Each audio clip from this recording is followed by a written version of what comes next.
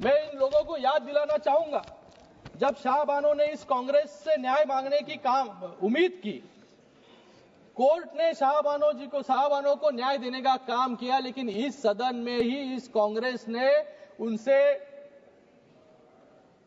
न्याय जो शाहबानो जी मांग रहे थे वो छीनने का काम इन्होंने ही किया। जब जम्मू कश्मीर की जनता ने आर्टिकल 370 हटाने की मांग की, तभी सिर्फ मुखदर्शक बनते ये कांग्रेस वाले रह गए, आतंकवाद को बढ़ते हुए देखते। जब 2006 में मुस्लिम समुदाय के उत्थान के लिए जब सच्चर कमेटी रिपोर्ट लाई गई, 8 साल तक उस कमेटी के रिपोर्ट को इंप्लीमेंट इन्होंने नहीं किया। जब मुस्लिम महिलाओं ने ट्रिपल तलाक से हो रही उत्पीड़न को रोकने के लिए इनसे गुहार लगाई, तब भी ये वोट गिनती में रह गए। और आज नरेंद्र मोदी जी के एनडीए सरकार में 370 भी हटाया, महिलाओं के आंसू पोंछने का भी काम किया, और आज ये बहुत ही ऐतिहासिक पूर्ण बिल लाकर आज मुस्लिम समाज के लोगों को भी, सर अभी तो शुरू किया है मैंने, I am the only speaker, Muslim समाज के लोगों को न्याय देने का काम भी यहां पर किया है। ये अपीसमेंट नहीं बल्कि अपलिफ्टमेंट की दिशा में उठाया गया एक बड़ा कदम है। ये वोट के लिए नहीं, वतन के लिए काम होता है। ये विधेयक किसी के साथ धोखा नहीं बल्कि हर वर्ग के साथ न्याय का माध्यम है।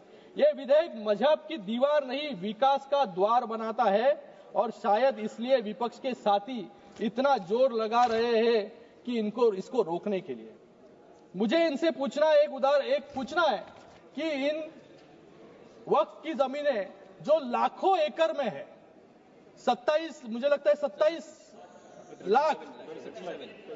लाख एकड़ जमीन है, एक भी उदाहरण इनको देने के लिए मैं चैलेंज करता हूं कि जहां पर अच्छे स्कूल बने, अस्पताल बने हैं, या स्किल सेंटर बने हैं, या कॉलेजेस बने हैं, जिससे मुस्लिम बहनों को या स्टूडेंट्स को वहां पर मार्गदर्शन मिला हो या नौकरी मिली हो। ये एक भी उदाहरण नहीं है।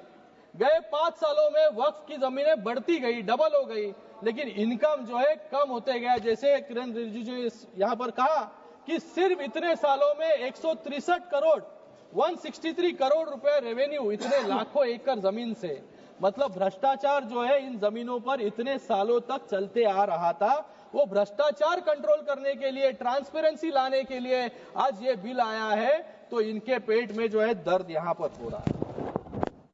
दिल्ली में 2019 में कांग्रेस ने आम आदमी पार्टी के खिलाफ मेमोरेंडम दिया था कि दिल्ली वक्फ बोर्ड में भ्रष्टाचार हो रहा है, जिसके अध्यक्ष आम आदमी पार्टी के विधायक अमनातुल्लाह खान जो जेल भेजे गए। उत्तर प्रदेश में भी समाजवादी पार्टी के शासन के दौरान अखिलेश यादव जी की सरकार में मंत्री रहे आजम खान ने वक्फ का मंत्री होते हुए, सही है ना भाई, सही है, बाहर आपसे तो बात किया मैंने, आपको बताया, वक्फ के मंत्री होते हुए खुल्लम खुल्ला लूट मचाई, सत्ता के संरक्षण में जबरन जमीनों को वक्फ संपत्ति घोषित करके अपनी निजी जागीर बनाने की कोशिश की। आज 50 से ज्यादा मामले उन पर दर्ज है और आज जेल में वो सलाखों के पीछे है। कांग्रेस ने भी उनका विरोध किया था। ऐसा ही एक और उदाहरण सामने आया है दिल्ली में, जब कांग्रेस सरकार ने रातों रात 123 कीमती और प्राइम लोकेशन पर स्थित संपत्तियों को दिल्ली वक्फ बोर्ड को सौंप दिया इलेक्शन के पहले। और तेलंगाना में भी ऐसा ही उदाहरण है कि जहां पर तेलंगाना के चीफ मिनिस्टर ने यहां पर कहा सबसे पहला मैंने विरोध किया, लेकिन आज इसी तेलंगाना में सबसे ज्यादा लिटिगेशन है। 77,000 करोड़ से ज्यादा जमीन, 77,000 एकड़ से ज्यादा जमीन वक्फ के पास है, लेकिन सिर्फ 22,000 एकड़ जमीन विवाद मुक्त है। बाकी 55,000 जमीन जो है विवाद उसके ऊपर है, क्योंकि उन जमीनों पर गवर्नमेंट सरकारी संपत्तियां हैं और गवर्नमेंट के वास्तु जो है वहां पर बने हैं। ये जो बिल है 2011-12 में 25% मुसलमान गरीब रेखा से नीचे थे। ये आंकड़ा सिर्फ एक संख्या नहीं बल्कि एक कड़वा सच है, जो दशकों से चली आ रही उपेक्षा और तुष्टीकरण की नीतियों का परिणाम है। वक्फ संशोधन विधेयक 2025 इस दिशा में एक क्रांतिकारी कदम है। यह बिल न तो किसी समुदाय के खिलाफ है, न ही किसी के धार्मिक भावनाओं को ठेस पहुंचाने के लिए। ये बिल पारदर्शिता लाने का वादा करता है। ये वक्फ संपत्तियों को अवैध कब्जों से मुक्त करने का संकल्प लेके आता है। धन्यवाद माननीय महोदय, और धन्यवाद। सबसे बढ़कर एक लाइन में सबसे बढ़कर ये उन मुसलमानों को सशक्त बनाने का रास्ता खोलता है जिन्हें सालों तक कमजोर रखा गया। वक्फ की संपत्तियों जो मुस्लिम समुदाय के कल्याण के लिए थी, लंबे समय से भ्रष्टाचार, कुप्रबंध और अतिक्रमण की भेंट चढ़ती रही।